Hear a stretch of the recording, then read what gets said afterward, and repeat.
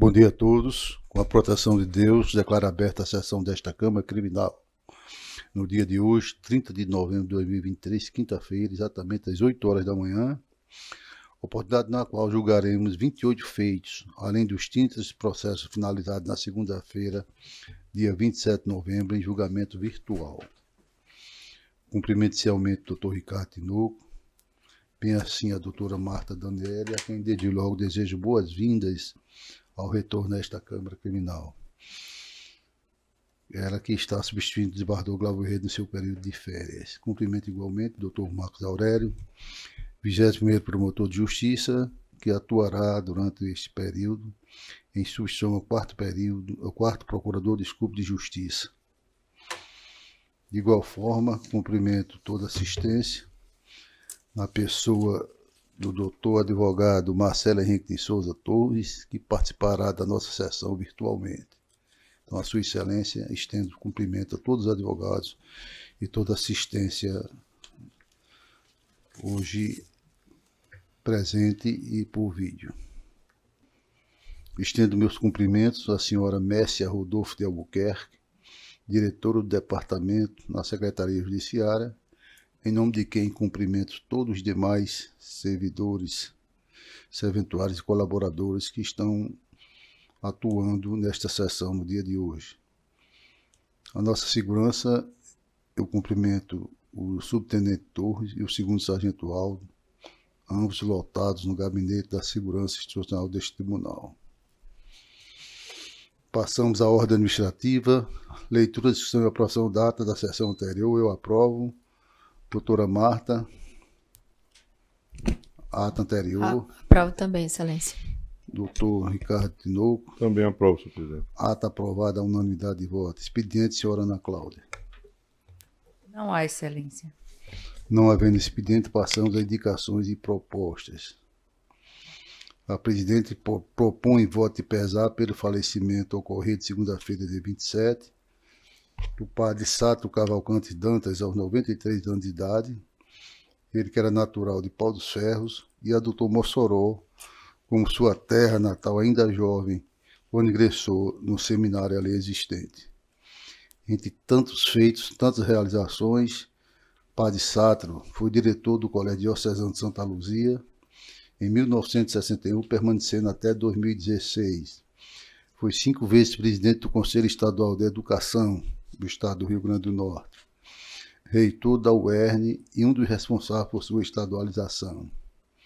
Fundador da Faculdade Católica do Rio Grande do Norte, instituidor da Fundação Santa Clara, a qual congrega colégio e curso capacitante para a população carente. Presidente fundador da FM Educativa Santa Clara, inaugurada em 18 de maio de 1988, e foi a primeira emissora a operar em frequência modulada FM em Mossoró. A 105 FM é uma empresa pertencente à Fundação Socioeducativa do Rio Grande do Norte, FUNCERN. Foi também um dos organizadores do Mosteiro das Clarissas em Caicó e decano da Diocese de Mossoró. Defensor incansável da educação, marca histórica em defesa do ensino público para todos, sendo honrado com o título de Padre Educador. Ao padre Sátiro, aos familiares, eu apresento esse voto e colho o voto de demais colegas. Realmente uma pessoa ímpar. Tive a oportunidade de conviver com ele durante o período todo que cheguei em Mossoró, e de fino trato, sempre preocupado com a educação, e nós rendemos essa homenagem a ele. Doutora Marta, com relação ao voto de pesar. Acompanho, Excelência, conforme o senhor detalhou, a vida religiosa, quer dizer, a história do padre Sátiro expande, vai além da vida religiosa e ganha projeção social. Acompanho a proposição de Vossa Excelência. Perfeitamente, Excelência. Doutor Ricardo Tinoco. Também acompanho, Vossa Excelência. Pronto. Proponho também ainda um voto de pesar pelo falecimento do advogado Raul Cher, um dos advogados atuante por demais aqui na comarca de Natal, principalmente na área civil. Ele também foi ex-tesoureiro da CARN, da OAB-RN. Doutora Marta, como vota? Igualmente acompanho, Excelência. Doutor Ricardo? Também, senhor presidente. Pronto. Não tendo mais indicações ou propostas a fazer, passa a palavra ao doutor Ricardo Tinoco para esse fim. Não, senhor presidente, eu não... além das proposições que Vossa Excelência fez, as quais eu acompanho integralmente, eu gostaria de renovar os votos de boas-vindas à doutora Marta, colega magistrada, minha contemporânea do concurso de ingresso na magistratura, e também dizer da alegria de ter conosco aqui, na data de hoje, o Dr. Marcos Aurélio, colega professor da universidade, a quem eu realmente reputo um dos professores do mais alto gabarito, da mais alta densidade, que certamente irá contribuir com os trabalhos jurisdicionais nesta Câmara. Dizer a ele que ele é muito bem-vindo ao nosso convívio. Pois não, doutora Marta Daniele, alguma indicação e proposição? Sem indicação, só reforçando o que o colega, né, doutor Ricardo Tinoco, mencionou em relação ao doutor Marcos Aurélio. Pois não, excelência. Doutor Marcos Aurélio com a palavra, excelência. Presidente, eu queria agradecer as boas-vindas, dizer que é uma honra muito grande, principalmente por dividir nesse espaço da Câmara Criminal a possibilidade de estar presente com o desembargador Saraiva, que foi uma pessoa que me passou recentemente algumas orientações bastante valiosas, que eu tenho aí em altíssima conta. Dizer também da grande alegria e agradecer as boas-vindas do juiz convocado, doutor Ricardo Tinoco, a quem eu tenho enorme admiração, meu colega de universidade, meu colega de mestrado, é uma pessoa que honra, enaltece o judiciário em todos os espaços em que participa, e também, da mesma forma, a doutora Marta Daniele, que eu tive a honra de, na minha primeira comarca, São Bento do Norte, eu chegar pouco tempo depois que ela havia saído. E eu tive aí a oportunidade de conhecer uma imagem deixada por uma magistrada. Então, os comentários eram unânimes no sentido tanto da capacidade técnica como da forma como ela conduziu a gestão do Poder Judiciário na comarca de São Bento do Norte, deixando muitas saudades à época e uma imagem que ainda não a conhecia à época, mas já mostrava como ela tinha dedicação à atividade da magistratura. Então, desembargador Saraiva, presidente, eu queria deixar aqui expressa a honra de poder participar dos trabalhos e a alegria de estar com todos vocês, magistrados, que eu tenho na mais absoluta conta, alta conta. Pois não, excelência. A presidência renova efetivamente os votos de boa-vinda a Vossa Excelência e resumiria toda essa congratulações no que fez o doutor Ricardo fora do microfone. Marquinhos. Seja bem-vindo, excelência. Bom, passaremos à ordem jurisdicional com julgamentos feitos com pedido de sustentações orais e demais apresentados em mesa na ordem regimental. O número 1 é da relatoria do desembargador Saraiva, né? Apelação criminal 010-4063, 40-2023. Apelante Janus Diniz Rocha Sobrinho, advogado Marcelo Henrique de Souza Torres. Apelada Célia Alvani de Aquino Silva. O feito está em mesa. Doutor Marcelo está nos ouvindo? Perfeitamente, excelência. Pois não, como anunciei, o feito está em mesa. Aciona a câmera, por favor. Pois não, agora estamos acessando Vossa Excelência. Então, Vossa Excelência dispõe a partir de agora de até 15 minutos para a sustentação, Excelência. Cumprimento o presidente da Câmara, doutor Ricardo, doutor Saraiva. Cumprimento o doutor Ricardo, de novo, a doutora Marta Daniele, doutor Marcos Aurélio, todos os demais servidores, colegas advogados e pessoas presentes. Primeiramente, agradeço pelo deferimento na sessão passada do meu pedido de reagendamento deste julgamento, em razão de me encontrar lecionando. Então, foi muito respeitável o deferimento desse pedido, eu agradeço muito, Vossa Excelência. Agradeço ainda toda respeitabilidade que o Tribunal de Justiça tem pelas sustentações orais dos advogados, fato esse que a gente precisa salientar hoje em dia. Excelências, o feito trata-se de uma apelação criminal em conformidade com uma sentença que julgou parcialmente procedente uma queixa-crime, absolvendo o apelante da imputação do crime de calúnia, mas, infelizmente, condenando ao crime de difamação, com a incidência da causa de caluniamento previsto no artigo 141, inciso 3º, condenando o apelante ao pagamento em prestação pecuniária a uma entidade pública ou privada com destinação social de importância equivalente a 5 salários mínimos, por consequência de uma pena imposta a ser inferior a 4 anos, por cometimento sem violência ou grave ameaça. Todavia, excelências, em que pese o conhecimento respeitável jurídico do juízo prolator da sentença, vê-se que ela não colidiu com o acerto, uma vez que se encontra em dissonância com preceitos legais, jurisprudenciais dominantes, principalmente aos próprios fatos, que estão muito bem relatados nos autos. Faz-se imprescindível se salientar que em nenhum momento foi deferido também a concessão da justiça gratuita em favor da querelante, fato processual esse muito grave, pois estabelece o artigo 806 do Código de Processo Civil que, salvo o caso do artigo 32, nas ações que são intentadas mediante queixa, nenhum ato, excelências, ou diligência se realizará sem que seja depositado em cartório a importância das custas. E não houve deferimento da justiça gratuita e nem houve recolhimento dessas custas processuais no termo legal, conforme define a legislação, não legitimando assim a querelante a prosseguir com a ação penal privada, a menos que ela estivesse em gozo da assistência judiciária gratuita, o que, volto a salientar, não foi deferido.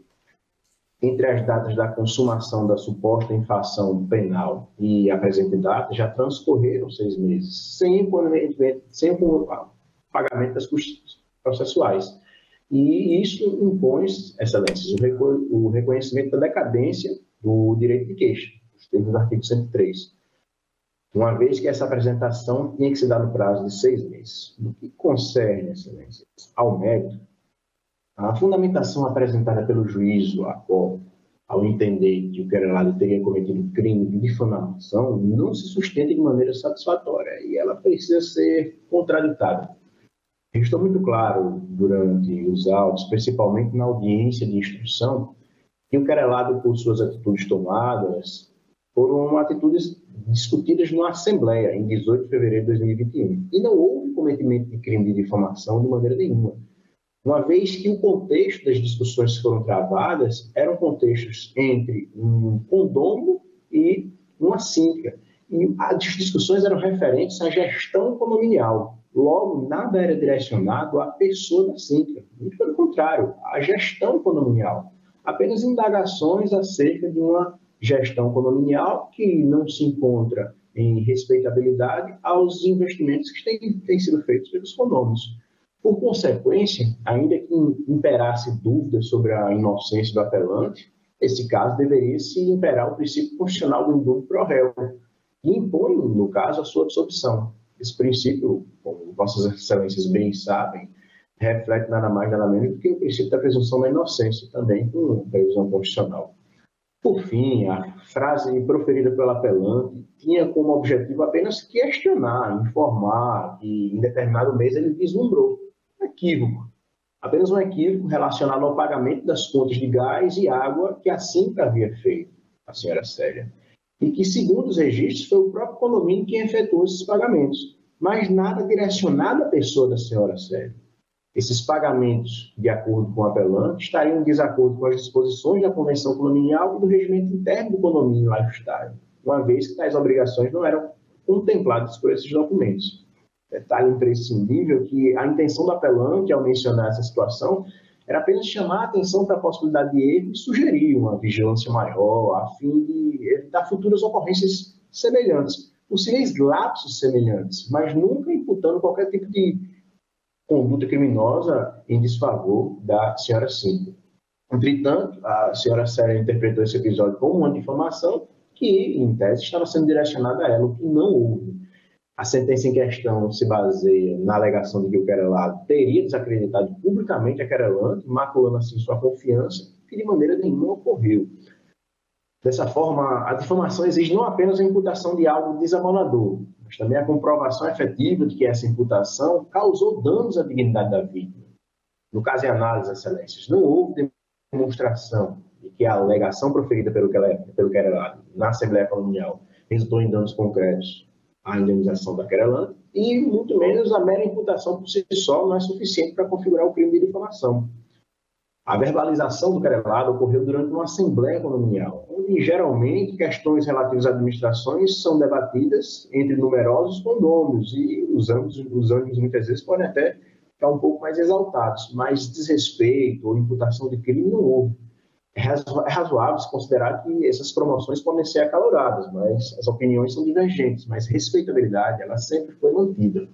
A fala do senhor Janúncio, ela precisa ser interpretada meramente como uma crítica às decisões da gestão, até porque foram imputadas à gestão, inserindo-se assim no âmbito de um mero debate jurídico da administração condominial.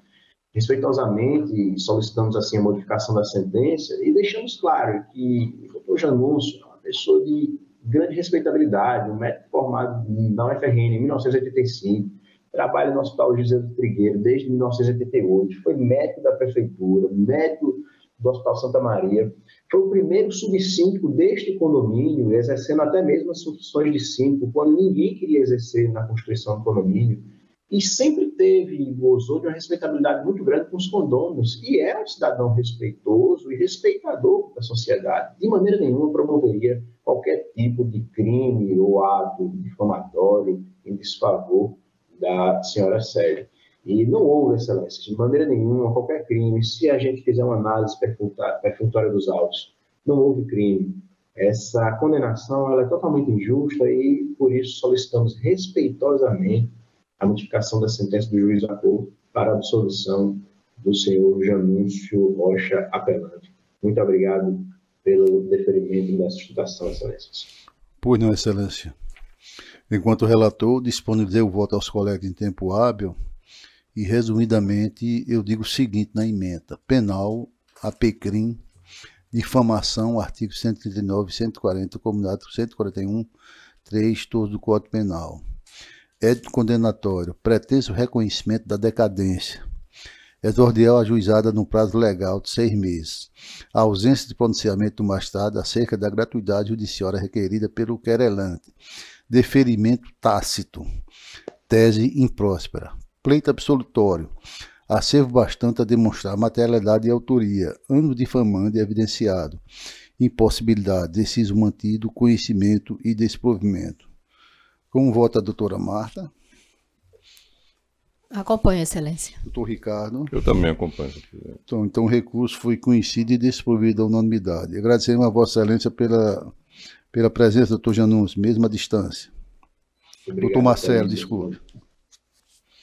O segundo é da relatoria do doutor Ricardo Tinoco, que é o número 2 da pauta. Recurso interdistrito 0880 1554 17 2022. Recorrente Rigeles Tiago de Mello Araújo, advogado doutor Vivênio Moura Jaco. Em mesa, excelência. Em mesa, senhor presidente. Doutor Vivênio está nos assistindo? Bom dia. Bom dia, doutor Vivênio. Bom dia, excelência, muito obrigado. Excelentes senhores desembargadores. Vossa Excelência responde até 10 minutos. Certo, seria apenas para tratar sobre a questão do voto mesmo, excelência. Do resultado do julgamento, se possível, por favor. Vossa Excelência não vai sustentar? Sim, não vou poder fazer a sustentação. Pois não, então devolvo a palavra ao relator para a emissão do voto. Senhor presidente, a hipótese aqui trazida, o conhecimento de julgamento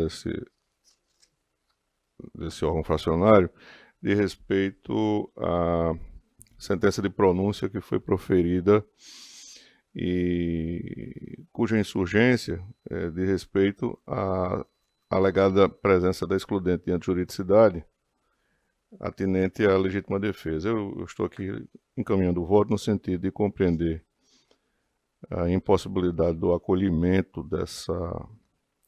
dessa tese recursal à vista da ausência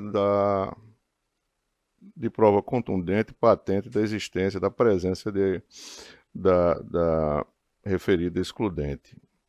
E de mais a mais, prevalecendo, como é sabido, o princípio do indubio pro societate, estou compreendendo que nessa fase há que se reconhecer da admissibilidade da ação penal, no sentido de ser instaurada a segunda etapa do procedimento aplicável aos processos de competência do tribunal do júri.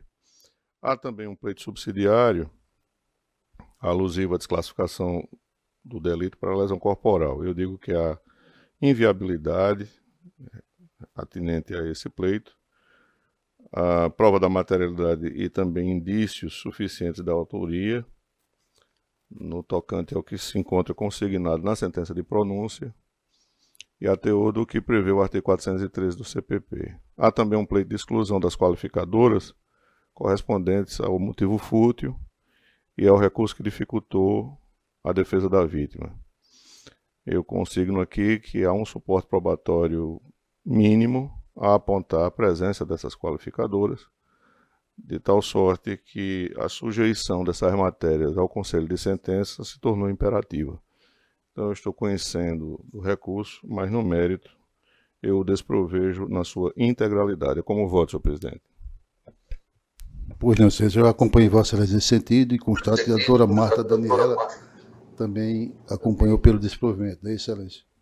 Sim, Excelência. Então, proclamo recurso conhecido e desprovido à unanimidade. Doutor Vivênio, obrigado pela presença à distância de Vossa Excelência. Recurso conhecido e desprovido. Obrigado, Excelência. Sustentação por questão de saúde. Obrigado a todos. Pois não. O terceiro é o 13º da PAR. Habeas corpus 081, 3690 e 31/2023. Impetrador João Vitor Torquato Peixoto. Paciente Alain Jonathan Jerônimo Oliveira da Silva. Relatora é doutora Marta Daniele. Doutor João Vitor está nos assistindo? Está presente. Eu gostaria de antecipar, né? A doutora Marta já concedeu a ordem, foi acompanhada pelos demais colegas. Então, a ordem está sendo concedida à unanimidade de votos. Mas, mesmo assim, Vossa Excelência, concedendo a ordem. Concedendo a ordem porque tem vários pedidos. Então, doutora Marta tem a palavra para esclarecer. Eu inicio por dizer, por ler a ementa constitucional e processual penal, habeas corpus com pedido liminar, condenação pelo crime de roubo majorado, pleito de revogação da prisão preventiva, periculo libertatis não demonstrado, fundamentação genérica, aplicabilidade das medidas cautelares do artigo 319 do Código de Processo Penal, ordem conhecida e concedida.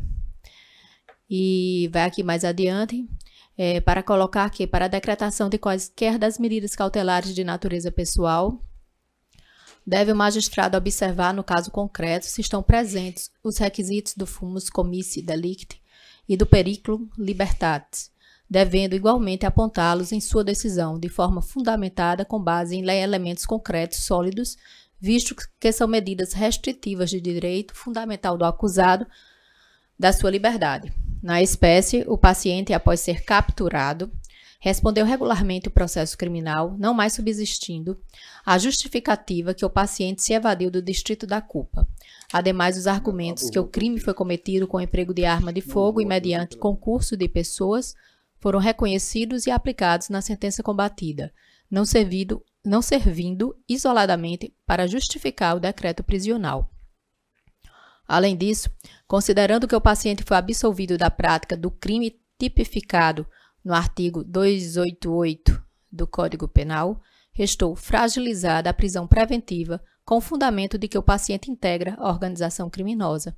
Revogação da prisão preventiva do paciente mediante aplicação das medidas cautelares diversas da prisão do artigo 319, incisos 1º, 4º, 5º e 9º do Código de Processo Penal, ordem conhecida e concedida. Bem, a ementa está aqui. Não sei se já é suficiente para o entendimento do advogado ou se assim ele ainda deseja, presidente, fazer a sustentação oral. Então, você está concedendo em parte, não é isso? Revogando a preventiva, porém aplicando... Não é as cautelares do artigo 319. Liga o microfone para cima. Pronto, Vossa Excelência está satisfeito então com o resultado? Satisfeito, Excelência. Obrigado. Pronto, então agradecemos a Vossa Excelência pela presença. Como eu disse, a doutora Marta foi acompanhada pelo demais colegas, por meu e o doutor Ricardo, e ordem concedida parcialmente, né, a unanimidade de votos. Bom,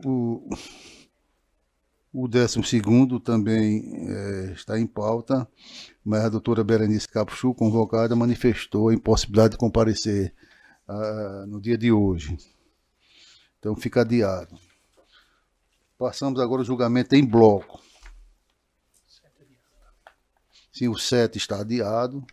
Foi um pedido do advogado doutor Ricardo deferiu e eu acompanho, a doutora Marta também se manifestou nesse sentido. E o 12 é o seguinte, é adiado. Foi o anterior que eu anunciei, né? Julgamento em blocos. Da minha relatoria, doutor Ricardo Tinoco, não, minha revisora é a doutora Marta. Alguma manifestação com relação aos votos propostos, liberados, Excelência? Não, Excelência. Não. Doutor Ricardo? Também não, senhor presidente. Então, proclamo que julgamento unânime nos termos do voto do relator. Da relatoria do doutor Ricardo Tinoco, eu não tenho nenhuma manifestação. Doutora Marta? Igualmente não. Não. Então, proclamado nos termos do voto relator, unanimidade. E da relatoria de Vossa Excelência, doutor Ricardo, tem alguma... Não, nenhuma observação. Nenhuma Aceito observação. todos os votos já lançados. Eu também não tenho e proclamo a unanimidade. Doutora Marta, não é isso? Sim, os votos do doutor Ricardo e doutora Marta como voto, exatamente.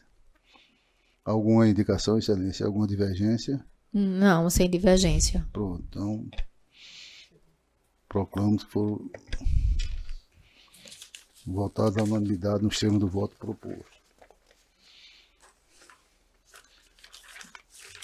Não tendo nenhum processo em mesa, nós anunciamos que a próxima sessão ocorrerá no dia 7 de dezembro, no horário regimental, 8 horas. Alguma colocação, doutora Marta? Não, Excelência. Doutor Ricardo? Também não. 7 de dezembro é uma quinta-feira, né? senhor Quinta-feira, presidente? regimental. Então queremos agradecer a todos pela presença e, acima de tudo, Deus pela cobertura, pelo apoio que dá aos nossos trabalhos, a polícia aqui presente, doutor Marquinhos, que volte sempre. Muito obrigado. Deus abençoe a todos.